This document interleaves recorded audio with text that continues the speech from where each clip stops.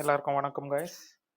இப்போ இந்த வீடியோவில் நம்ம வீக்லியோட ஃபோர்காஸ்ட் பார்க்கலாம். இந்த மயூரோ எஸ்டி மார்க்கெட்டு பை ஆகுமா இல்லை செல் ஆகுமா, எந்த இடத்துல நம்ம ட்ரேட் எடுக்கணும் அப்படிங்கிற இதையுமே நான் உங்களுக்கு இந்த சாட்டில் உங்களுக்கு நான் எக்ஸ்பிளைன் பண்ணுறேன். இது என்னோட ஓன் அனாலிசிஸ் நான் எடுக்கிறேன். இது நான் உங்களுக்கு ஷேர் பண்ணுறேன். நான் இப்படி தான் ட்ரேட் எடுப்பேன், அதை வச்சு நான் உங்களுக்கு ஷேர் பண்ணுறேன்.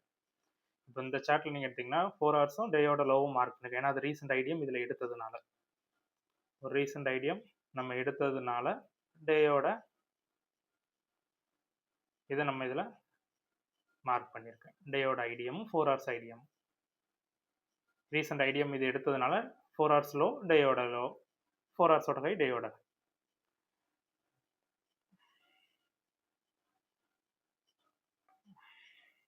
எடுத்தனால இது பிரேக் பண்ணியிருக்கிறதுனால நமக்கு இந்த லோவும் நம்மளுக்கு கன்ஃபார்ம் ஆகுது. மார்க்கெட் இந்த இந்த ரேஞ்சுக்குள்ளே தான் மார்க்கெட் ரன் ஆகிட்டு இருக்கு இந்த கரண்ட் இம்பல்ஸ்க்கு. இப்போ ஃபியூச்சரில் இப்போ நெக்ஸ்ட் வீக் எப்படி இருக்க போகுது, இது பிரேக் ஆகுமா, இல்லை நம்ம எதுலேருந்து செல் ட்ரை பண்ணலாம், இல்லை எந்த இடத்துல இல்லை இது பிரேக் ஆகாமல் எதுலேருந்து பை ட்ரை பண்ணலாம் அப்படிங்கிறத நான் உங்களுக்கு இந்த வீடியோவில் உங்களுக்கு ஷோ பண்ணுறேன். இப்போ மார்க்கெட்டை இப்போ டே டைம் ஃப்ரேமில் தான் இருக்கேன். இப்போ மார்க்கெட்டை நீங்கள் நல்லா வாட்ச் பண்ணிங்கன்னா இது மார்க்கெட் ஃபுல்லாகவே ஒரு ஸ்ட்ரக்சர் ஃபார்மேஷனில் தான் அது வரும்.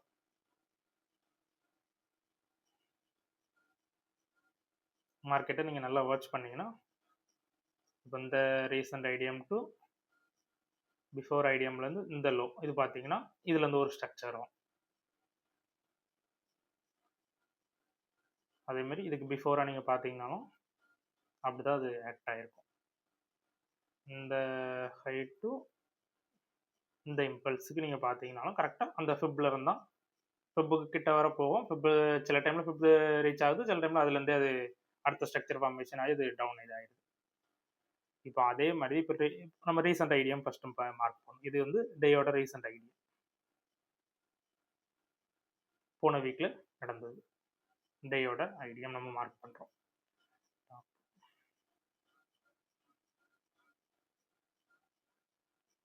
இப்போ இந்த ஐடியத்துலேருந்து இந்த லோ, இப்போ இந்த லோ நான் எப்படி கன்ஃபார்ம் பண்ணேன் அப்படின்னா, நான் உங்களுக்கு 15 மினிட்ஸ் டைம் ஃப்ரேம் போகிறேன். லோ டைம் ஃப்ரேமில் தான் அதோட ஐடியம் இது எடுக்கும்.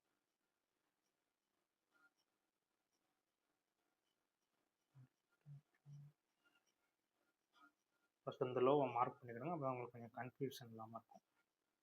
இது லோ மைனர் தான், மேஜர் கீழே இருக்கு.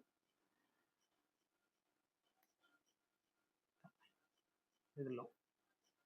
இப்போ இதுலேருந்து நீங்கள் 15 மினிட்ஸ் டைம் ஃப்ரேம் போயிடலாம்.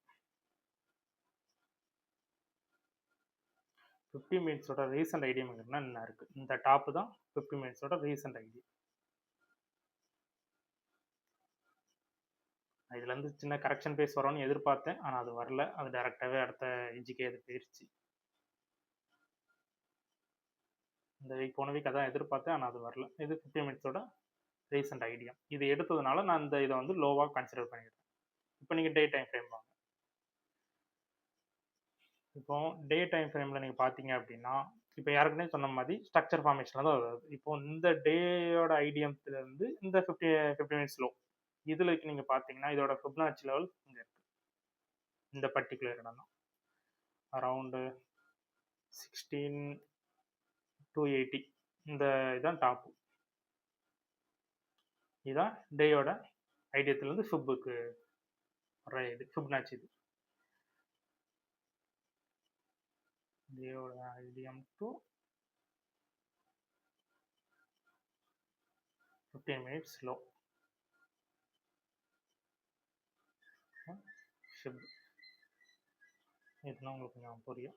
இப்போ டேயோட ஐடியத்துலேருந்து 15 மினிட்ஸ் லோவில் இருக்கிற ரேஞ்சுக்கு இந்த கரண்ட் இம்பல்ஸோட ரீட்ரேஸ்மெண்ட் இதுதான் இது. இந்த ஃபிபனாச்சி நான் மார்க் பண்ணியிருக்கேன். இந்த இம்பல்ஸ் இது மார்க்கெட் இப்போ இந்த இம்பல்ஸ் தான் ரன் ஆகிட்டு இருக்கு. இப்போ நெக்ஸ்ட் வீக் எப்படி நம்ம எதிர்பார்க்கலாம் அப்படின்னா, இப்போ இந்த மார்க்கெட் இந்த ரீட்ரேஸ்மெண்ட்டை உடைக்கணும். அதுவும் டே கேண்டில் க்ளோஸ் வைக்கணும். 4 ஹவர்ஸோ 15 மினிட்ஸோ கன்சிடர் பண்ணக்கூடாது. டே கேண்டில் அது க்ளோஸ் வைக்கணும். டே கேண்டில் அது க்ளோஸ் வச்சுன்னா இந்த இம்பல்ஸுக்கு கண்டிப்பாக அது கரெக்ஷன் வரும். இந்த இம்பல்ஸுக்கு எனக்கு க்ளோஸ் வைக்கல வச்சுன்னா இந்த இம்பல்ஸுக்கு அது கரெக்ஷன் வரும்போது நீங்கள் இதுலேருந்து கூட நம்ம ஒரு பை ட்ரேடு செட்டப் கண்டிப்பாக எதிர்பார்க்கலாம். லோ டைம் ஃப்ரேமில் ஒரு ஐடியம் 15 மினிட்ஸ் ஐடியம் இது எடுத்த பிறகு நீங்கள் தாராளமாக இதில் வந்து ஒரு ஒரு பை கொடுத்தீங்க அப்படின்னா அது கரெக்டாக டார்கெட் இந்த எட்ஜ் வரை நம்ம வச்சுக்கலாம். இந்த எட்ஜ் வரை நம்ம டார்கெட் வச்சுக்கலாம்.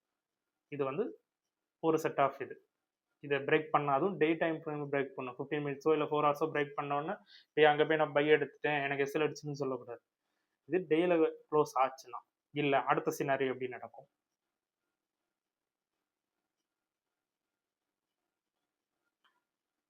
இப்போ ப்ரீவியஸாக இருக்க வீக் எல்லாமே அதோட டே ஐடியத்துலேருந்து ஃபிப் வரைக்கும் தான் அந்த மார்க்கெட் வந்திருக்க தவிர ஃபிப்பை தாண்டி அது என்றைக்குமே அது க்ளோஸ் வைக்கல. நான் போன ட்ரேடு கூட இந்த இடத்துல தான் கொடுத்தேன். அது வந்து இதை பேஸ் பண்ணி தான் உங்களுக்கு கொடுத்துருந்தேன்.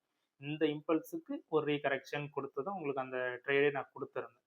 அதனால தான் அது எக்ஸ்ட்ரீம் வரைக்கும் அது வந்துருச்சு. இப்போ இதை பிரேக் பண்ணலை. இப்போ இங்கே வந்து மார்க்கெட் நிற்குது. அப்போ அடுத்த மூவ் நம்ம எப்படி எடுக்கலாம் அப்படின்னா லோ டைம் ஃப்ரேம் போயிருங்க.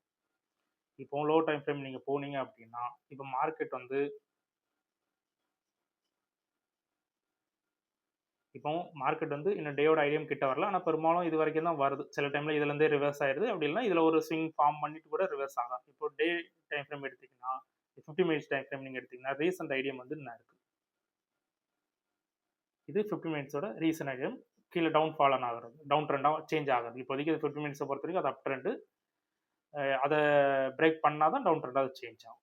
இதோட ஐடியம் இது.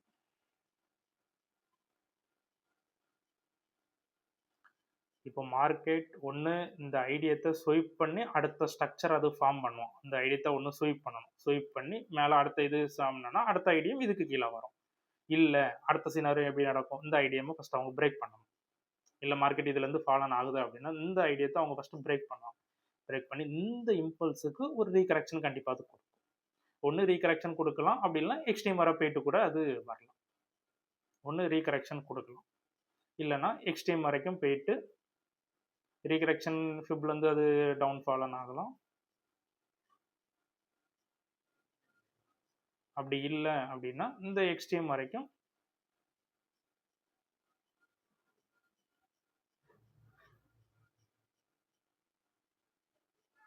இல்லை இந்த எக்ஸ்ட்ரீம் வரைக்கும் போயிட்டு கூட கீழே ஃபாலன் ஆகலாம். இந்த ரெண்டு சினாரியும் இப்போதைக்கு பார்த்து நம்ம அதுக்கப்புறம் செல் ட்ரேட் எடுக்குது. பை ட்ரேட் இப்போதைக்கு வேண்டாம். என்னோட தியரி பொறுத்த வரைக்கும் பை ட்ரேட் வேண்டாம், செல் ட்ரேடு நீங்கள் எடுக்கலாம் இப்போ உள்ள சினாரியை பொறுத்த. செல் ட்ரேடை நீங்கள் கன்சிடர் பண்ணுங்க. ஏன்னா பை ட்ரேட் இப்போதைக்கு வேண்டாம். ஏன்னா இது லாஸ்ட்டில் ஐடியம் இருக்குது. இதை பிரேக் அவுட் ஆச்சு டே கேண்டில் இந்த இடத்துல அது க்ளோசிங் வச்சாங்கன்னா மட்டும் நீங்கள் பை இதில் ரீடெஸ்ட் பார்த்து ஒரு பை ட்ரை பண்ணுங்கள். அப்படி இல்லை அப்படின்னா நீங்கள் இதுலேருந்து செல் இதே ட்ரை பண்ணுங்கள். அதனால் இப்போதைக்குன்னா கொஞ்சம் நம்ம வெயிட் பண்ணி அந்த ட்ரேடை எடுக்கிறது கொஞ்சம் பெஸ்ட்டு. நம்ம உடனே போய் எடுக்கிற அந்த மாதிரி இதில் ஒரு லிக்விடிட்டியாக இருக்குது. இதில் நம்மளுக்கு லிக்விடிட்டியும் இருக்குது. ஒரு இந்த லிக்விடிட்டியாக அது மார்க்கெட் கண்டிப்பாக ஹண்ட் பண்ண வரலாம். ஹண்ட் பண்ணிவிட்டு ரிட்டர்ன் மறுபடியும் மார்க்கெட் கீழே பிரேக் பண்ணலாம். நான் ஃபஸ்ட்டு அந்த ஐடியா ஃபஸ்ட்டு எடுக்கிற வரைக்கும் கொஞ்சம் வெயிட் பண்ணிவிட்டு அந்த ட்ரேட் எடுங்க. இதில் உங்களுக்கு இன்னொரு இதுவும் பார்த்தேன். அது இன்னொரு கன்ஃபர்மேஷன் எப்படின்னா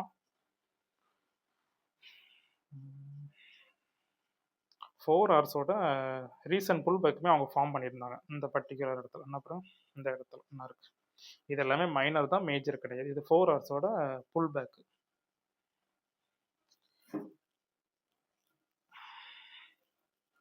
ஃபோர் ஹவர்ஸோட ஐடியம் இது ரீசெண்டாக அவங்க இப்போ போன வீக் அவங்க ஃபார்ம் பண்ணுது. ஒரு வேளை இப்போ ஏற்கனவே இதில் பாருங்கள் இந்த இது வர பாட்டம் வந்துருச்சு. ஒருவேளை இதில் கூட இது வர போயிட்டு கூட அவங்க கீழே பிரேக் பண்ணலாம். நெக்ஸ்ட் சினாரியோ கூட அப்படி இருக்கும். மார்க்கெட்டோட நெக்ஸ்ட் இது எப்படி இருக்கும், ஒருவேளை இந்த ஃபஸ்ட்டு இதை எடுத்துரும், ஃபஸ்ட்டு இந்த ஐடியமாக எடுப்பாங்க. 50 மினிட்ஸ் ஐடியம் எடுத்து ஒரு ரீகரெக்ஷன் போயிட்டு இந்த மேஜர் 4 ஹவர்ஸ் ஐடியம் எடுப்பாங்க. போயிட்டு அதுக்கு பிறகு ஒரு சின்ன ரீகரெக்ஷன் நடக்கும். இந்த ரீகரெக்ஷன் போயிட்டு அதுக்கு பிறகு உங்களோட டார்கெட்டு கீழே எக்ஸ்ட்ரீம் தான். வேறு அதுக்கு இடத்துல உங்களுக்கு வேறு எந்த டார்கெட்டுமே கிடையாது. டேரெக்டாக நீங்கள் இந்த எக்ஸ்ட்ரீம் லோவுக்கு நீங்கள் வச்சுக்கலாம். எந்த இதுவுமே இல்லை. டேரெக்டாக உங்களுக்கு இந்த எக்ஸ்ட்ரீம் லோ தான்.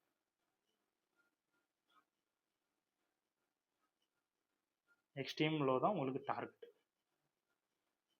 இது இந்த வீக்கு மேபி இந்த வீக்கில் கண்டிப்பாக இது எக்ஸ்ட்ரீம் வர்றது நிறைய பாசிபிள் இருக்குது. இந்த ஹையை எடுக்காத வரைக்கும் இப்போ நீங்கள் ட்ரேட் எடுக்கீங்க, எந்த இடத்துல நம்ம ஸ்டாப் லாஸ் வைக்கலாம். இப்போ நம்ம செல் ட்ரேட் எடுப்போம். இப்போ நீங்கள் செல் ட்ரேட் இந்த இடத்துல நீங்கள் எங்கே எடுத்திருந்தாலும் ஸ்டாப் லாஸ் கண்டிப்பாக இந்த ஜோனுக்கு மேலே தான் நம்ம இப்போ நீங்கள் இந்த இடத்துலையோ இல்லை இதுலையோ லிக்யூரிட்டி உங்களுக்கு காமிச்சிருங்க 15 மினிட்ஸ் லிக்யூரிட்டி இதில் வந்துச்சு என்ன இருக்குது இப்போ இந்த இடத்துல நீங்கள் செல் ட்ரேட் எடுங்க ஸ்டாப் லாஸ் கண்டிப்பாக நீங்கள் எங்கே வைக்கணும்னா இந்த ஜோனுக்கு மேலே தான் நீங்கள் வைக்கிற மாதிரி கொஞ்சம் லாட் சைஸ் பார்த்துக்கணும். ஏன்னா பெரும்பாலும் அந்த ஜோனை தாண்டி பெரும்பாலும் மார்க்கெட் போகாது. ஆனால் சப்போஸ் போச்சுன்னா கூட நம்ம ரீடெஸ்ட் ஸ்டாப் லாஸ் வைக்காம கூட நம்ம ஆனால் இந்த மார்ஜின் இது வரைக்கும் ஏதாச்சும் வச்சுக்கிடுங்க. அரௌண்ட் ஒரு 500 பிப்ஸ் இருக்குது. ஆனால் நீங்கள் 500 பிப்ஸ் நீங்கள் வச்சுருந்தீங்க அப்படின்னா டார்கெட் இந்த லோ வரைக்கும் நம்ம தாராளமாக டார்கெட் பண்ணலாம். கண்டிப்பாக இந்த லோவை அது இந்த ஃபிப் அது உடைக்கல அப்படின்னா கண்டிப்பாக இந்த லோ தான். நெக்ஸ்ட் டார்கெட் இந்த லோ தான். அதில் எந்த சேஞ்சுமே இல்லை. தாராளமாக நீங்கள் வச்சுக்கலாம். அரௌண்டு கூட ஒரு நல்ல இப்போ இந்த இடத்துல ஒரு லிக்யூரிட்டி இருக்குது. அரௌண்ட் இந்த லிக்யூரிட்டி நீங்கள் டார்கெட் இந்த இடத்துல என்ட்ரியோ இல்லை இதில் இருந்து ஒரு என்ட்ரி நீங்கள் எடுத்துக்கிட்டால் கூட அப்போ ஒரு 15,800 நீங்கள் என்ட்ரி எடுத்திருந்தா கூட 14,600 வரைக்கும் டார்கெட் தாராளமாக இருக்கலாம். ஏன்னா எப்படியுமே அவங்க அதை பிரேக் பண்ண தான் செய்யணும். அதுதான் டே கண்டில் கண்டிப்பாக இதை பிரேக் பண்ண தான் செய்வாங்க. அப்போ டார்கெட் கண்டிப்பாக இது வரைக்கும் நம்ம வச்சுக்கலாம். அப்போ அரௌண்ட் உங்களுக்கு எவ்வளோ பிக்ஸ் வரும்?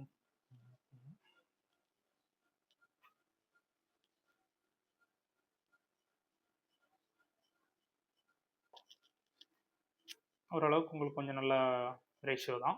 டார்கெட்டும் ஒரு இவ்வளவு உங்களுக்கு இதாகும். இது வந்து இந்த வீக்கோட நான் ஓன் அனலைஸ் எடுத்து வரேன். அதனால் இப்போதைக்கு செல் ட்ரேட் எடுக்கலாம் அப்படின்னா கொஞ்சம் இதை இந்த ஐடியாவை அவங்க எடுக்கட்டு அதுக்கப்புறம் ஒரு ரீடெஸ்ட் வரும். அதுக்கப்புறம் நீங்கள் ட்ரேட் எடுக்கிறது உங்களுக்கு பெஸ்ட்.